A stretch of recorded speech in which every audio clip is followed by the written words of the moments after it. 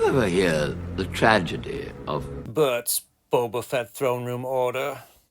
Hey, this is Bert, and I'm here today to tell you the tragedy of the Boba Fett throne room. You see, back in 2022, in February, when this was first announced that you could buy it on pre-order, I was working that day and I asked my wife to do it for me, but I neglected to tell her that it wasn't going to actually be out and our credit card wasn't going to be charged until the fall of 2023. So she ended up using a credit card that expired in this last summer.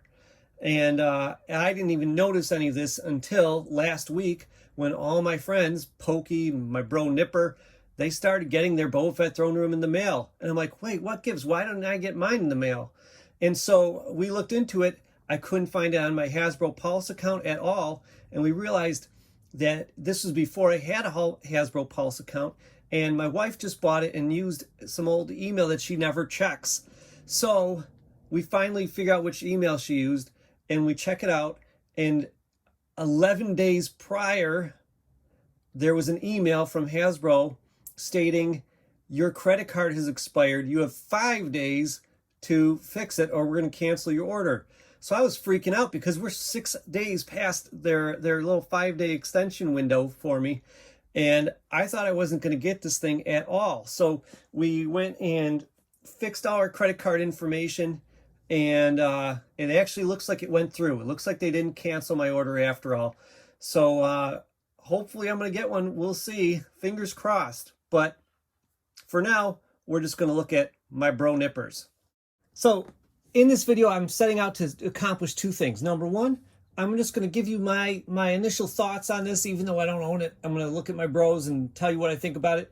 And then number two, I'm going to talk about what characters are actually on this platform stairway section of Jabba's palace, the throne area here. What characters are there and do they have action figures? So those are the two things we're going to accomplish today. So let's jump in. No Skill Customs. Now, I forgot to take pictures of the box while I was at my bro Nipper's house, but I would say the box is like the size of like a schnauzer, maybe two schnauzers. It's pretty big, for a toy. It's impressive, and his was like double boxed, so his came out pretty nice and intact. He's told me the playset comes together really easily, and I just want to share with you kind of my first impressions. Number one, I thought the dais itself was just cooler than I expected. It was a real relief to finally see the dais done right, where the Abyssian heads were the right size, and the whole thing had the right feeling of dirtiness to it. If you think about the vintage ones, I feel like those heads were a little bit too big, and the Legacy Collection one or Shadows of the Dark Side, whatever you want to call it, that one, the heads are way too small. It's nice that they did the two on the sides, but they're way too small and it just doesn't look good. So this is perfect in my mind. I also started to see things that I didn't even realize about the movie when I looked at this. And one of those things was the grime and dirtiness. I mean, obviously I knew the whole dais is all dirty. This whole throne room's all dirty looking. But I didn't notice that there's kind of streaks of rusty green coming off of each of the Abyssian heads. And they did a nice job with that. I thought that was pretty cool. The markings above the thing, I thought they were going to bug me. Yes, they still do actually bug me. I'm thinking I might fill them in. To me, that's just one smooth thing. Well, it's relatively smooth. It's rough, but all those markings, those aren't indentations. Those are just painted on, in my mind. Okay, and so my plan is I'm actually going to fill all that in on mine. Obviously, my bro Nipper wasn't about to let me do that. So, but that's what I'm going to do in mine. I was a little bit disappointed looking at this archway. If you look at the back wall, it's so nice. It just looks really, really good. The right amount of matte quality to it. Whereas the archway itself and some of the other plastic pieces like the floor, they just seem too plasticky. This isn't going to be all gripes, guys. Don't worry. But another thing that bugs me a little bit, I was really impressed that they knew to sculpt sand on here. I thought that was a great touch, but they didn't really paint it to be like sand. I thought there was going to be a little bit of sand at the front edge of every step and a little bit at the back edge of every step, and they just kind of like slapped it on. I don't think that, to me, should have been hand brushed. It looked in the original images like that was going to be something that was pre-printed, so the little piles of sand were going to be like a lighter sandier color, and then the steps themselves are going to be a little darker tan, just a little bit. And that's not at all what they did. So that looks a little bit on the cheap side. My plan here, I think I'm going to use some nail polish remover, remove what they did, and then repaint. I'm also going to maybe coat the whole thing with a brown wash, because I think that's the only reason that back wall seems so good, is that there's a wash of color back there, and I think that's enough to matte down that glossiness of the plastic. So that's my plan there. The next thing are these, I don't know, they're kind of like red lights sort of things, but they're vents at the same time. They're too small, and I think that's not Hasbro's fault. They were making this to match Book of Boba Fett, and that's pretty much how they look in Book of Boba Fett. But they shouldn't have been gray, and I talked about that in my other video. But it looks like you can pop them out. Again, my bro Nipper wasn't having that, but I think on mine I'm going to pop them out, maybe sculpt my own little vent things there. And same thing with the smaller vent thing down below. Another thing I've got to mention that a lot of people thought was kind of curious was this Ninja Turtle shell in the background. They have something like that in Jabba's palace. You can see it in a couple shots, but it's not as much like a real turtle shell. Maybe it looks like a horseshoe crab or something like that. I think that isn't so much an error by Hasbro. That's just something that was changed when they made the throne in the Book of Boba Fett. So that's all that is. But yeah, that's something I'm going to have to change. I'm going to have to sculpt my own little horseshoe crab shell. Oh no, I mean, it's really cool. Just having so many different little pieces. The throne for Boba Fett is nice. I'm never going to use it.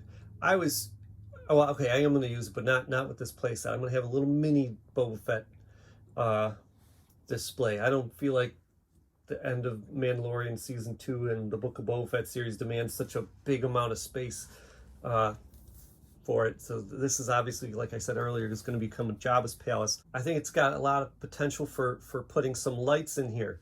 Those vent tubes, if you put a red light back behind them, they'll light up pretty well. But you don't want to have an overall light back there, because the whole back wall will light up then. And that's not what you want. So just white lights will make it kind of orangey, but if you really want it red, you just have to get a light that's actually red to make it work. We just used some old G.I. Joe flashlight. All right, now, even though I'm not actually setting this up as Boba Fett's throne room, I'm definitely not setting it up as Bib Fortuna's throne room. I gotta tell you, my bro Nipper opened up his Bib Fortuna toy, which I know is not going to be true for many of you guys out there, but that is one really, really nice figure. Just really well painted. Great job with the fabric pieces. I was just super impressed. And it really looks very much like Bib Fortuna had just gained some weight. It looks so much like the vintage collection Bib Fortuna, and just, plus 50 to 70 pounds there. And I just was super impressed. Now I'm wondering if these baggy pants are from something already that he's got underneath his robes here, or if this is an all new sculpt. But I'm wondering, is this going to be a new updated male Achille figure in the works? I don't know. Let's take a look at some quick setups I made at my bro Nipper's house, and what characters actually belong on this space, from the stairs up to the background. Who's actually back there during various scenes in Jabba's palace. So first of all, there's inherently a problem with setting up a Jabba's palace diorama, and that is the fact that practically everybody faces Jabba, and there are very few people that face out from behind Jabba. So that's a little problem. So if you want to be crazy accurate like I always do, it might not be that interesting, because you'll see the backs of everybody. So I am going to cheat a little bit when it comes to setting up my own dioramas, so that you don't just see the back of every character. So I just wanted to mention that before we get into this, because ultimately there's fewer characters back there than you might realize, and very few of them actually have action figures. Part of that, I believe, is because they're humans. There's a lot of humans back there, and I think, and I'm just making this up, my guess is they didn't want to have cool aliens back behind Jabba and distracting us from the scenes, so they just put different humans that were, less interesting than having a, Ishi Tib or something like that back there, and that's why you end up with so many humans in the background. All right, but let's dive in. There's three basic scenes that take place in Jabba's palace. There is the arrival of R2-D2 and C-3PO and the viewing of Luke Skywalker in a hologram. Then there is, of course, the arrival of Boushh, giving Chewbacca away in the whole thermal detonator bit. Then, I guess there's this little mini scene, but I don't think anyone really wants to set it up. There's Boushh sneaking across the palace, and if you really wanted to, you could do that one. Finally, of course, there's when Luke arrives, that whole scene where he gets tossed into the Rancor pit. So let's look at who is actually back there by Jabba and behind Jabba when C-3PO and R2-D2 arrive. Listen, if you want to know every character in Jabba's palace, that's a whole nother video that I did. Check that one out. All right? I'll leave the link in the description below. I'm talking just the people that show up on the stairs and above, the people that would actually belong on the plastic parts of this playset, not in front of it. So, of course, we've got Jabba the Hutt. There's a new one coming out. I'd suggest just holding out for him rather than buying that Black Series 3.75-inch one. And then we have Skiff Guard. This guy's barely visible. So some people thought it was Fozek. I don't think so. I think it's actually this other guy that doesn't have a name, who I called Rayleigh Thole because he was played, maybe not in the palace, but at least out in the sand skiffs by Larry Holt. So I kind of messed around with his name and came up with that. Then, of course, there's Ula. She's best purchased in the Legacy collection from the Jabba's Throne playset. But then, of course, you're stuck with, the Jabba's Throne playset that you don't really need anymore. Then there is Nizek Beck. They haven't made a figure of him, but out right now is the Velkan Taziri figure. And he wears the exact same outfit, so he's perfect for this. I think they made his beard blonde, though, rather than dark, so maybe you're going to have to paint it up a little bit. Then we see a Jawa holding a leaf as a fan, and they haven't made that particular Jawa, but there's a whole variety of Jawas you can get. I go with, I actually kind of like the vintage collection one that came in the Obi-Wan Kenobi 3-pack. I was thinking of switching over to that, but the other vintage collection one on the New Hope card back would work fine too. Then there's Vizam, the best version of him's from the vintage collection. Salacious Crumb. And I believe actually that Jabba's Throne playset that I was just mentioning, that's coming out in a year. Anyways, I think he's going to be a pretty nice figure, so that's maybe what you're going to want to use there. And finally, the last person in this particular scene, when R2-D2 and C-3PO show up, the last person we have on that space, or in that space, is Bib Fortuna. The next major scene is the dancing scene that kind of turns into the Boushh's arrival scene. Now, during this scene, you can see quite a few characters. There's Bosk, and he's best represented by the Saga Collection, vintage Saga Collection figure. He was also done as a Saga Legends figure later on. There's Nysad, which came out in the Legacy Collection, but they don't call him that. They call him Nikto Gunner. He's there. Boba Fett's there. Obviously, the best version of Boba Fett for Return of the Jedi is the Vintage Collection one. This guy, Arden Vapor Krell, if cool names were enough to get a figure made, he'd have like 5 of them. But he has none, unfortunately. Then there's Rennick, another character without any figure. Fozek, no figure for him. Pelagial Rashad, don't hold your breath on getting a figure for this guy. Okay? There's another Jawa hanging out around there, and of course, C-3PO. The best C-3PO in my mind is the Ewok Throne C-3PO.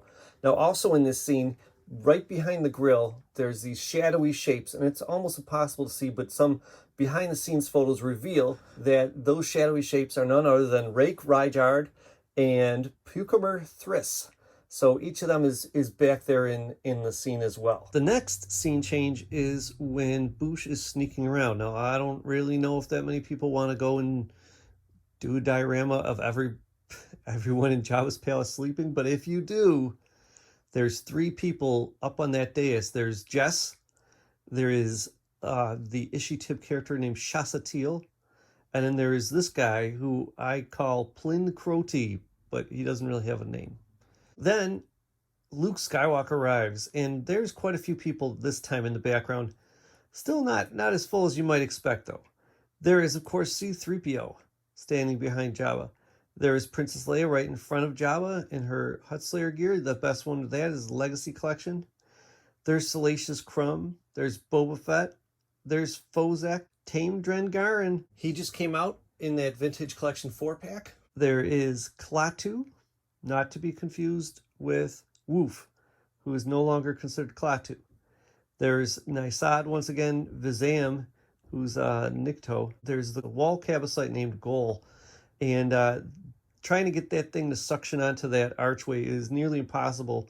But what I did was there's this kind of grate on the top of the arch, so I went and just kind of did a little twisty tie and tied them up there, and that worked pretty nicely. And that's it. Those are all the different characters that are on that section of Jabba's throne. Now, I gotta be honest, I don't expect you guys to just limit yourselves to these characters. I'm just putting this out there in case you wanted to know.